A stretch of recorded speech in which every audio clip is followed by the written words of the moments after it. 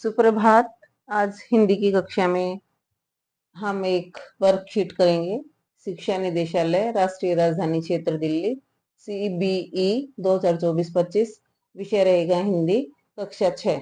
निम्नलिखित गद्यांश पर आधारित, ये हमारे पास एक गद्यांश है, इस पर आधारित बहुविकल्पीय प्रश्नों के उत्तर सर्वाधिक उपयुक्त विकल्प चुनकर कीजिए। तो एक गद्यांश है हमारे पास ये। एक राजा था जिसे शिल्प कला अत्यंत प्रिय थी। वह मूर्तियों की खोज में देश प्रदेश जाया करता था। इस प्रकार राजा ने कई मूर्तियां अपने राजमहल में लाकर रखी हुई थी और स्वयं उनकी देखरेख करवाते थे। सभी मूर्तियों में उन्हें 3 मूर्तियां जान से ज्यादा प्यारी थी।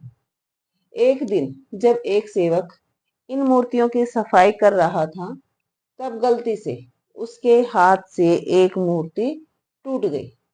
जब राजा को यह बात पता चली, तब वह आग बबूला हो गया। आग बबूला होने का मतलब बहुत गुस्सा उसे आया और उन्होंने उस सेवक को तुरंत मृत्युदंड दे दिया।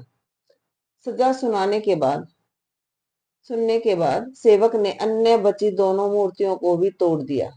यह देखकर सभी को बहुत अचरज हुआ, हैरानी हुई कि एक तो टूट गई थी गलती से, तो दोनों को क्यों तोड़ा।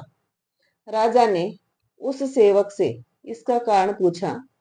तब उस सेवक ने कहा, महाराज क्षमा कीजिएगा, यह मूर्ति मिट्टी की बनी हुई है, अत्यंत नाजुक है, अमरता का वरदान लेकर तो आई नहीं, आज नहीं तो कल टूट ही जाती।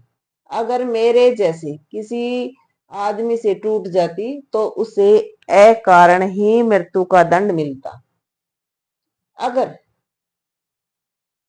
मुझे तो मृत्युदंड मिल ही चुका है, इसलिए मैंने ही अन्य 2 मूर्तियों को तोड़कर उन 2 व्यक्तियों की जान बचा ली।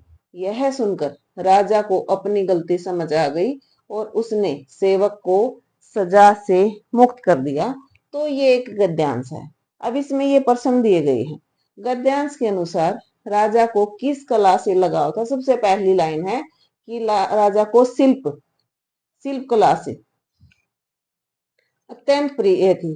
शिल्प कला होती है बेटा जैसे मूर्ति वगैरह बनाना, तो यहाँ दिया गया है चित्रकला, नृत्य कला, तो मूर्ति कला को ही शिल्प कला बोला गया है। ठीक है।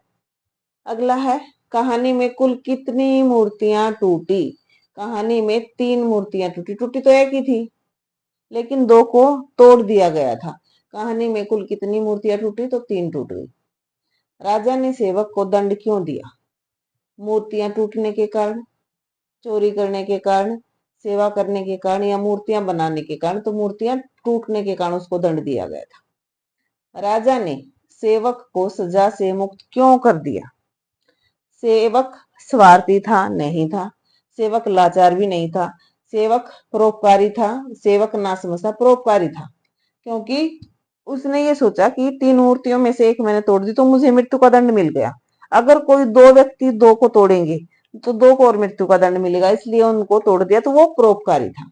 तो ये है हमारा एक पत्र, ठीक है, वर्कशीट है जिसको हमने किया है। धन्यवाद।